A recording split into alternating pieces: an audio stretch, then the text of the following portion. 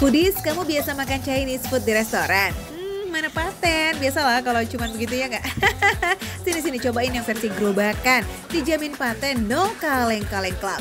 Beneran Foodies, ada loh ternyata warung Chinese food viral yang jualannya gerobakan.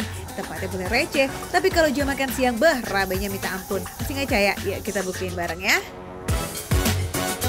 Alright, kita menemukan sebuah hidden gems yang ini ramai banget kayaknya. Ntar aku pengen ngobrol-ngobrol sama yang jual. Namanya adalah Chinese Food Mamo. Oke, coba kita ngobrol dulu. Permisi.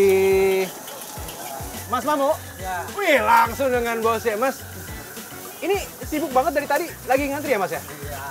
Ini jadi jam makan siang. Ayo, nggak boleh nyelak ya Ivan, harus tertib antri. Apalagi orang-orang yang beli di sini, satu orang bisa pesan lebih dari 2 menu langsung. Wah, harus siapin stok sabarnya ekstra nih. Ini mohon maaf Foodies ya, ini benar-benar bukti kalau misal antrian yang nggak berhenti-berhenti bisa dilihat nih ya. Ototnya deh. Ini kalau aku pesan sekarang, antrian ke berapa? Agak banyak tuh.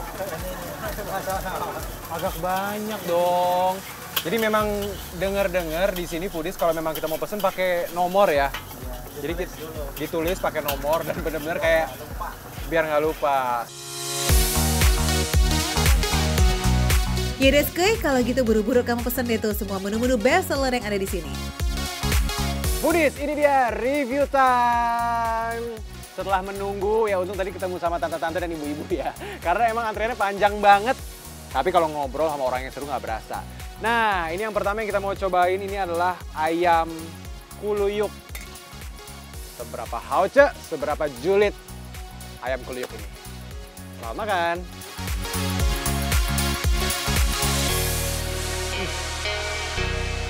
Ini benar-benar definisi rasanya itu bintang 5 meskipun dagangnya di kaki 5. Jadi menurut aku ini kuluyuk tuh hauce banget.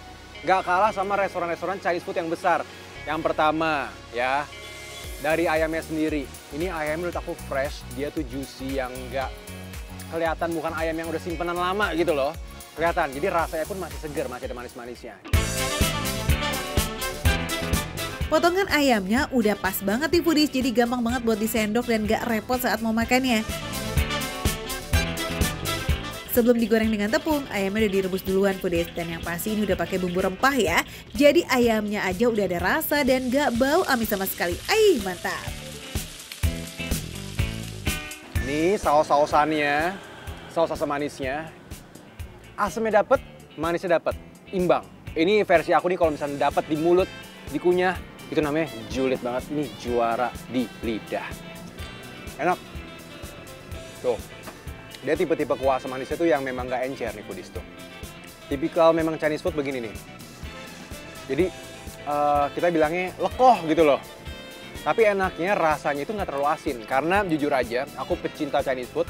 Tapi somehow sering ketemu yang mau berani sih bumbunya. Cuma suka keasinan. Ini pas.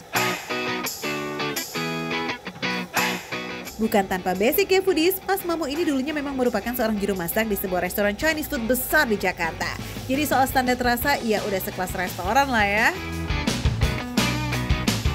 Ini ternyata yang aku bikin kaget juga, di Chinese food Mamo ini ada juga jual sapo tahu. Kalau misalnya sapo tahu kan kalau versi restoran-restoran dia pakai clay pot gitu kan, yang hitam-hitam supaya anget. Cuma ini anget juga nih, panas juga nih. Yuk, kita cobain dulu nih kuah sapo tahunya.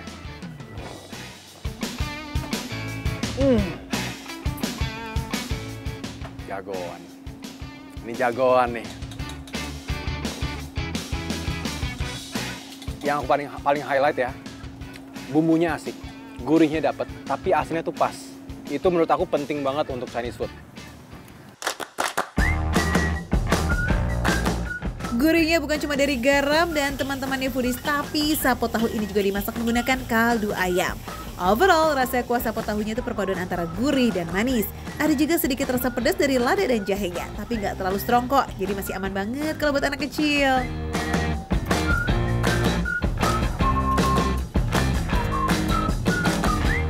Ini Foodies, sama tofunya ya.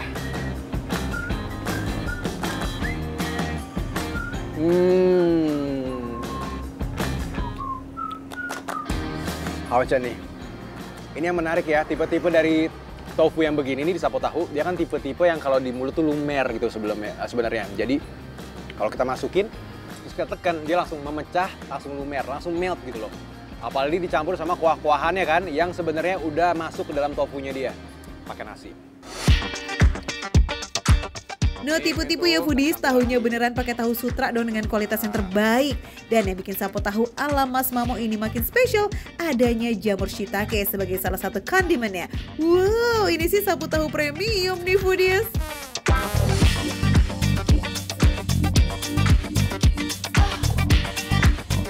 Aku cuma mau bilang ya foodies, ini berbahagia banget yang tinggalnya di sekitar Tanjung Duren sini.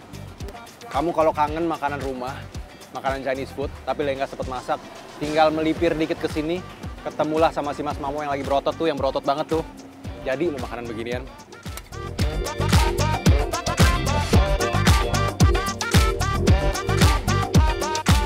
Ada lagi nih foodies menu yang udah pasti ada di restoran-restoran Chinese food. Yes, apalagi kalau bukan Fuyung Hai. Jadi gimana nih Ivan, Fuyung Hai-nya? Kamu suka nggak? Menurut aku ya foodies, mungkin dibanding restoran, ini Fuyung Hai itu versi yang sederhana. Karena mungkin dia bentuknya lebih mini gitu loh. Tapi menurut aku ini rasanya pun nggak kalah. Kalau foodies lihat, memang dia itu kuat banget di rasa daun bawangnya, itu kuat banget. Tapi yang asik adalah gurih telurnya itu berasa, ditambah dia juga pakai ayam nih di sini foodies. Tuh, ada potongan-potongan ayam kecil. Teksturnya juga seru loh foodies, bagian luar yang crunchy ketemu sama bagian dalamnya yang empuk dan makannya dinikmati sama kuah Fuyung Hai yang asam-asam manis. Lazis. Kita spil ya harganya, tapi jangan kaget nih karena harganya mulai dari 16.000 sampai 24.000 aja loh. Wih, ya kali kita nggak ikutan borong semua menunya. Yuk. Buat foodies yang udah ngiler dari tadi, ngeliatin aku makan, ngeliatin aku nge-review di Makan Receh ini, silakan datang segera di Chinese Food Mamo. Lokasinya ini di daerah Tanjung Duren, Jakarta Barat. Cari aja di Maps, pasti ketemu. Ini rada masuk gang dikit sih, tapi nggak susah kok nyarinya. Oke, abis ini aku mau hunting makanan lagi, jadi tetap bersama aku di Makan Receh. Menunya receh, tapi rasa nggak recehan.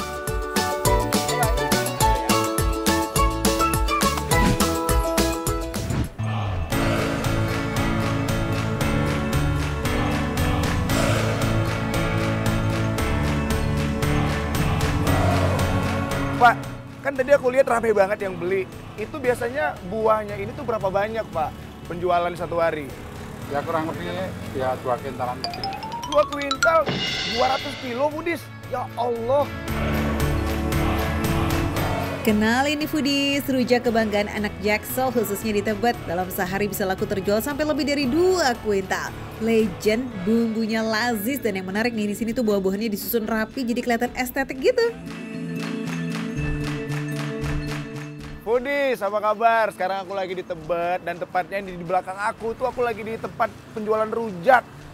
Tapi kayak riwo banget nih, bapaknya lagi. Mau kemana, Pak? Ini nganterin, Pak. Selaku itu lo rujak ini dan aku penasaran banget.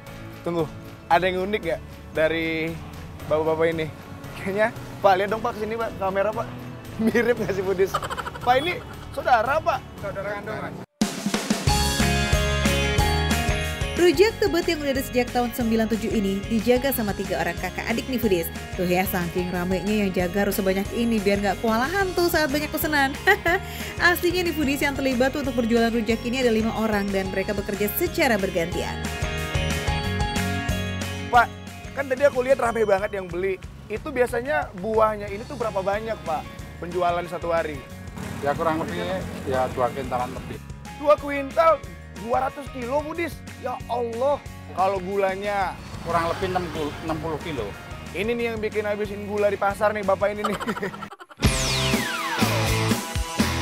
Gula merah yang dipakai juga khusus dikirim dari Purwakarta ya foodies. Biasanya setiap 10 hari sekali tuh. Berarti sekali kirim kira-kira bisa 600 kg ya. Wih, amazing. Nah foodies di sini juga pakai tambahan pisang batu sebagai campuran bumbunya nih.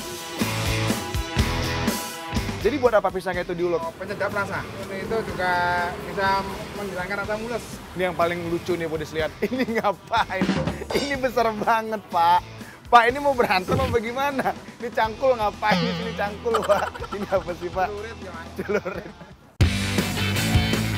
Wadidaw, ulekannya super jumbo ya foodies, beratnya sampai 2 kg loh. Dan ini katanya sih bikin sendiri dari batang pohon kelapa. Kalau pakai ulekan gede begini, jadi lebih cepet nih buat bikin halus bumbu-bumbuannya ya foodies, seperti cabai, terasi, dan juga pisang batu. Kalau gula merahnya udah dalam keadaan halus nih foodies, dan untuk kacangnya sengaja yang dibikin kasar. Kuat gak mas, ayo mas. Baik, kuat lah, otot saya gede, Pak. Oke, Pudis, kita ulek ya. Ya udahlah ya, yang penting teraduk semuanya, Pudis. Jangan dilihat caranya, tapi dilihat gimana rasanya nanti ya, Pudis. Nggak semudah itu Fuguso, kelihatannya emang gampil ya, ternyata nguleknya pun ada tekniknya nih foodies. Pak, kayaknya 2 kilo ini lumayan berat, Pak. Boleh dibantuin saya, Pak? Kenapa? Capek ya?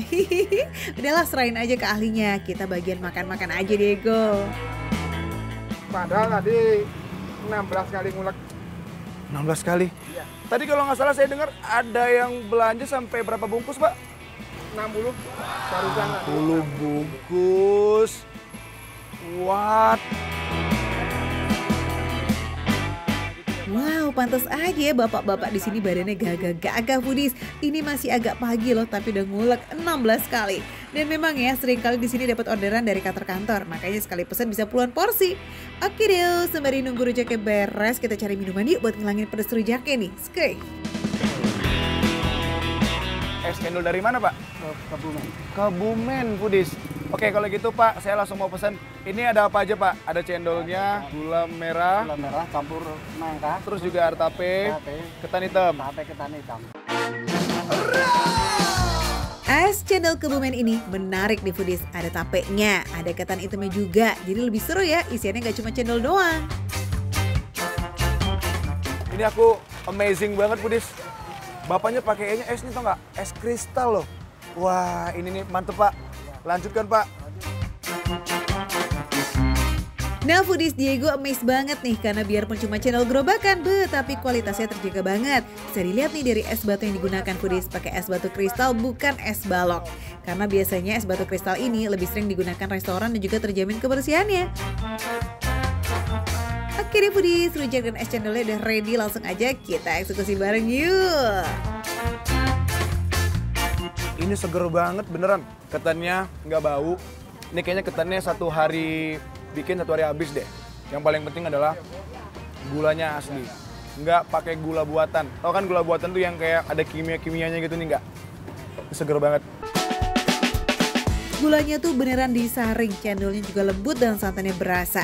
Tapenya nih yang bikin ada sensasi asam-asam nikmat. Ini cocok banget sih diminum pas lagi panas-panas, apalagi pas makan rujak foodies. Konon katanya Pudis, rujak ini terbentuknya atau berdirinya itu di tahun 1997. Aku tuh baru 2 tahun Pudis umurnya. Dan itu masih di kampung. Bapaknya di Jakarta. Rasain deh Pudis, ngiler-ngiler deh. Tuh.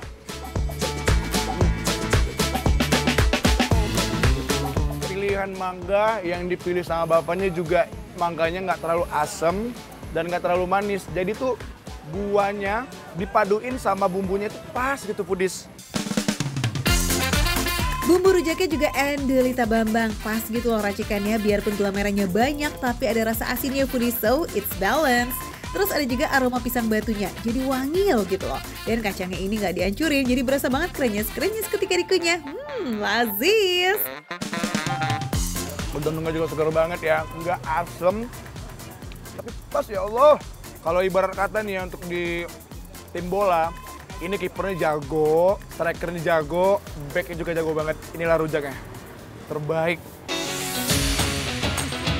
Buah-buahannya juga segar banget, nggak ada yang layu foodies. Ini di baru yang namanya rujak karena buah-buahannya mengkel, sampai pepayanya juga mengkel ya foodies. Jadi nggak ada di tuh pepaya yang kematangan dan bikin rujaknya jadi berair dan belenyek gitu foodies. Jambu airnya ini juga bersih banget, nggak ada cacatnya dan nggak ada kotoran di bagian dalamnya. Gak heran sih ya kalau banyak banget orang yang suka sama rujak ini, dari segi kualitas emang terjaga bingits.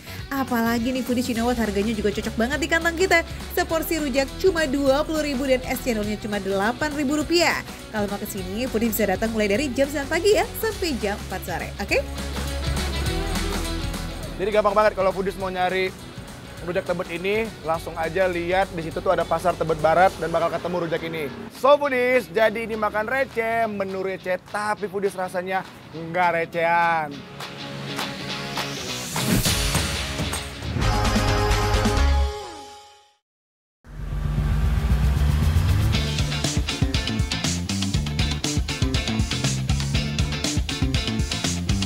Ini berarti pertama kalinya cobain ampela bebek dengan bumbu rica-rica.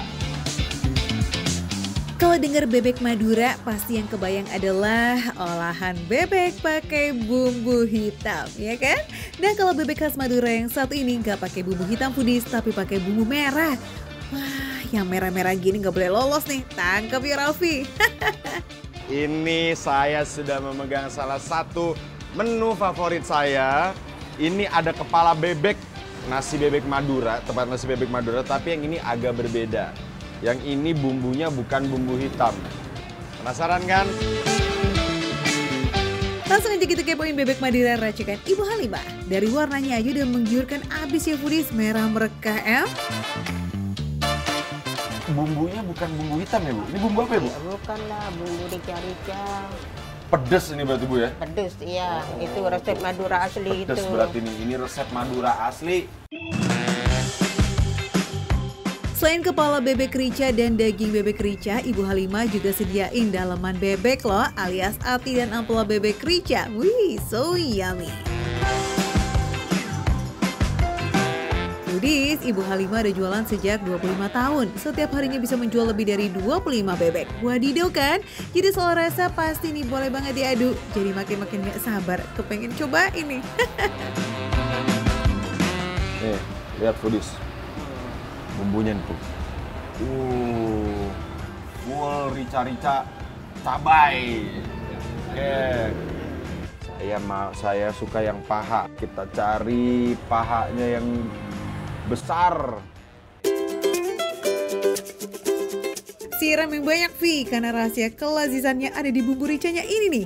Jahe, kunyit, dan cabai jadi bumbu utama. Tapi yang paling mendominasi ya si cabai keriting dan cabai rawit merah. Karena sekali buat Ibu Halimah pakai hampir 3 kilo cabai loh. Way away. Kalau bahasa enaknya Madura itu gimana Bu? Kalau Makanan enak, kalau Madura nyaman aja gitu. Nyaman saja, nyaman. Nyaman, iya kalau bahasa Madura.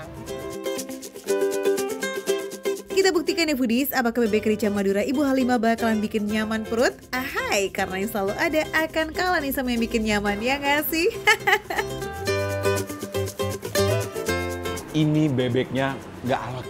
Biasanya kan kalau bebek itu emang beda sama ayam ya. Kalau ayam kan seratnya agak lebih mudah untuk dimakan. Tapi ini bener-bener empuk. Terus bumbu rica-ricanya juga meresep banget. Jadinya luar dan dalam itu kerasa. Empuk dong, uang bebeknya diungkep dulu selama 30 menit gitu loh. Setelah itu dimasak bareng sama bumbu rica-ricanya. Sip, kalau udah mulai meresap, bebeknya diungkep lagi biar bumbunya makin ngeresep pol. Ini daging bebeknya warnanya agak kecoklatan. Berarti ini bumbu rica-ricanya meresap sampai ke dalam. Dan rasa pedesnya itu bukan yang pedes nyelekit, bikin sakit perut malah ya. Ini pedesnya itu masih di taraf normal, tapi bikin nikmat dan bikin enak. Rasa cabai dan jahe serta rempah-rempahnya terasa banget di setiap suapan foodies. Bumbu rica yang oily makin bikin tangan semangat nih buat nyuap. Wah, mantap. Gede banget. Nah, foodies. Ya, kita pelah dulu. Nah, foodies, saya nggak pernah nyoba ampelanya dari bebek, karena biasanya kalau makan nasi bebek Madura yang bumbunya hitam itu kalau nggak paha ya dada. Ini berarti pertama kalinya cobain ampela bebek dengan bumbu rica-rica. Ampela bebek emang rada beda nih sama ampela ayam. Foodies, teksturnya tuh sedikit lebih alat, tapi rasa ampela bebek lebih gurih dan punya ukuran yang cukup tebal. Enak banget foodies, ini enak banget. Biasanya kadang kalau jeroan itu kadang ada yang amis ya. Nah kalau ini benar-benar kenyal, terus digigit itu lumer. Jadi bumbu-bumbu yang resep di dalamnya itu begitu digigit, dia lumer semua. Sekarang cobain pakai sambal yuk. Nah, yang berbeza, sambalnya ini bukan untuk nambahin pedas foodies, tapi untuk nyeimbangin rasa di mulut. Karena sambalnya ini campuran tomat, cabai, dan juga bawang. Jadi rasanya lebih ke asam-asam seger gitu. Antara bumbu rica-rica yang ada di bebeknya sama sambal ini tuh balance. Jadi buat yang mungkin butuh agak ada rasa-rasa asam tomat, terus ada rasa-rasa seger. Ini sambalnya sih menurut saya membuat semuanya jadi balance, nggak terlalu pedas dan juga nggak terlalu manis gitu. Makin sore bakalan makin ramai foodies. So, kalau foodies mau kebagian dan dapat tempat duduk di Nasi Madura Ibu Halimah, maka Rece saranin datangnya sebelum jam makan siang ya. Ah ya, info-info harga nih just for you. Satu porsi nasi bebek rica mulai dari 22.000 aja. Itu udah sepaket sama nasi dan persambelannya loh foodies. Takis lah, nunggu apa lagi? Makan receh, menurut receh, tapi rasa gak recehan.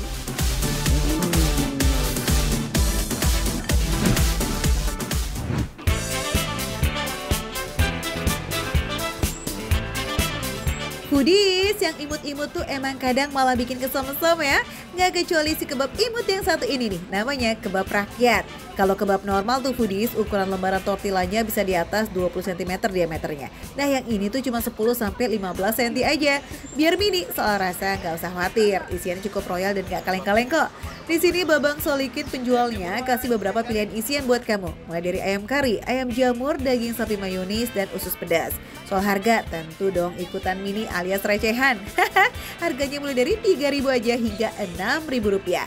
Pantesan aja setiap hari kebab mini ini laris-manis diserbu sama para pembeli, khususnya mahasiswa foodies. Padahal nih babang penjualnya tuh ya stok kebabnya sampai 200 biji per hari loh, gak tanggung-tanggung ya guys. Terbukti dari banyaknya antrian pembeli dari kalangan mahasiswa karena emang lokasinya berada di depan Universitas Muhammadiyah Surabaya di Jalan Sutorjo.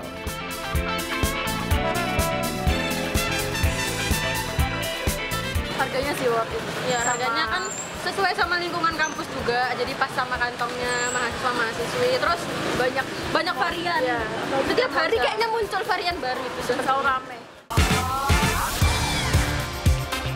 Yuk, kapan lagi coba jajanan receh dengan rasa yang gak recehan kayak begini? Kalau lagi susurin Jalan Sutorjo Surabaya, pasti kalian ketemu deh tuh. Posisinya persis di depan Universitas Muhammadiyah Surabaya. Kalau kebetulan lewat, cus ya, langsung aja mampir foodies. Babangnya buka setiap hari kok, mulai dari pukul 9 pagi hingga jam 3 sore. Siapa tahu pas jajan di sini bisa barengan sama kakak-kakak mahasiswi atau mahasiswa yang kece. Uhuy.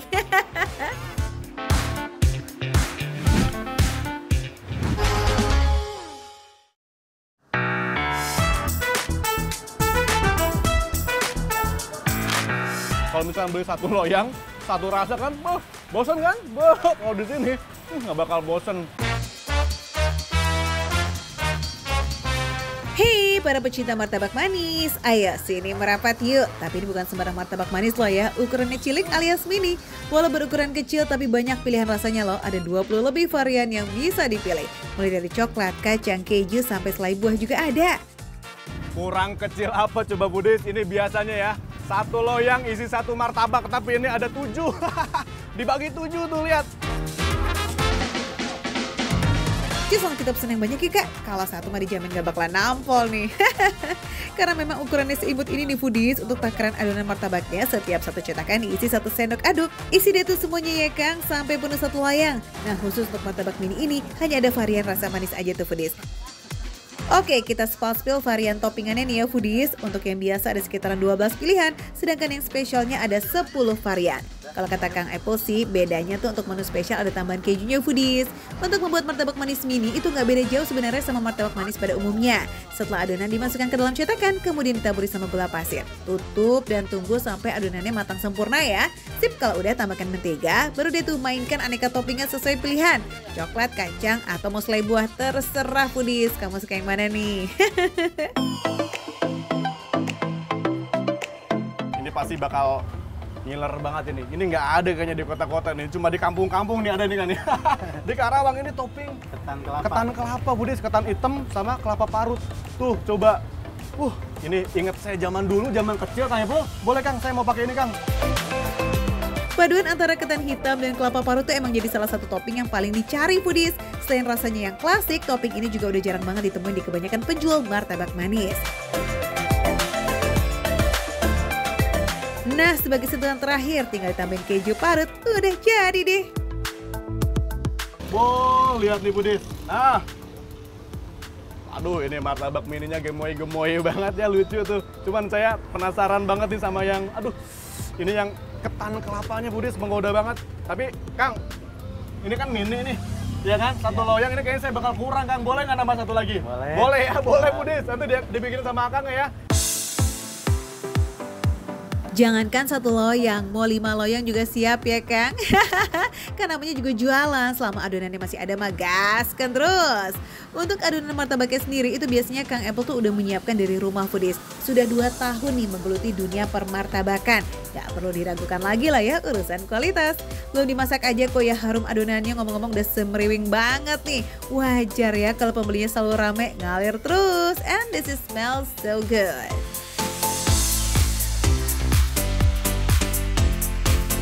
Hujan-hujan ya, dapet martabak mini yang anget-anget. Aduh, saya mau cobain dulu foodies ya. Ini yang rasa coklatnya nih. Udah menggoda banget, semuanya menggoda, tapi saya cobain yang coklatnya dulu nih. Ukuran sih boleh mini, tapi untuk urusan tekstur dan rasa tetap seniat itu loh foodies, nggak kaleng-kaleng. Tekstur garing di bagian pinggir bikin sensasi kriuk saat digigit berasa pisan. Tapi pas kena bagian tengah martabaknya, empuknya kan main. Kebayang dong ya empuknya martabak kayak gimana? Dari adonan sendiri rasanya tuh ada gurih-gurihnya, jadi nggak gampang enak. Ya, nggak bikin enak, manisnya nggak bikin enak. Enak nih. Paduan manis gurihnya tuh pas banget foodies, nggak ada yang lebay. Walau makan banyak nih, manisnya nggak bikin pusing karena diimbangi dengan rasa gurih dari adonannya itu sendiri. Buat yang nggak begitu suka manis, boleh banget cobain topping kacang kejunya nih. Walau tetap ada manisnya, tapi untuk varian yang saat ini rasa gurihnya lebih dominan. Gurih dari keju dan kacang tanahnya tuh berasa banget, ditambah ada tekstur dari kriuknya si kacang tanah tuh foodies. Lagi hujan-hujanan juga yang beli masih tetap ada. Mantap memang. Salah satu jajanan yang paling dicari nih di wilayah Karangpawitan, Kota Karawang. Mantap. Nah, teruntuk foodies yang suka akan kesegaran rasa buah-buahan, boleh dicobain juga nih varian topping selai buahnya. Ada selai strawberry, blueberry, dan juga nanas. Lanjut, kita cobain varian incaran raka dari awal tadi nih. Yap, ini dia ketan kelapa foodies. Gimana Kak? Masih sesuai nggak rasanya kayak dulu? Udah senyum-senyum aja tuh kamu. Sesuai dugaan saya foodies ya. Aroma ketannya, gurih kelapa parutnya, aduh. Ini beneran klasik banget, rasanya perpaduan tuh pas gitu. Udah nggak gagal lagi lah ya pokoknya kalau ketemu martabak ketan kelapa. Ada gurihnya, ada manisnya, dan ada sedikit sensasi asam dari ketannya. Rasanya tuh khas banget, lazis, dan bikin rindu ya nggak sih foodies?